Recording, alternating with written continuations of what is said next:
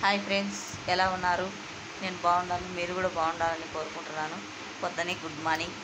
చూడండి, మా ఇంటి పక్కల రాత్రి బాగా పని చేసుకునేది ఆమె, అన్ని పనులు చేసుకునేది, ఎంత చేసుకునేది, కానీ తెల్లవారేటలక మరణించింది ఫ్రెండ్స్. ఇప్పుడు ఫస్ట్ తన భర్త లేడు, పిల్లలను ముగ్గురిని ఆమె సాకుంటా జీవితాన్ని సాగించింది.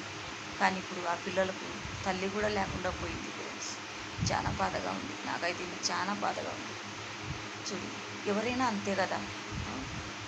చూడు, ఇది జీవితం. దేవుడు ఎప్పుడు ఏ నిమిషాన మనల్ని ఎట్ట తీసుకుపోతాడో మనకు తెలియదు. ఈ నిమిషమే మనది, మరో నిమిషం చెప్పలేము.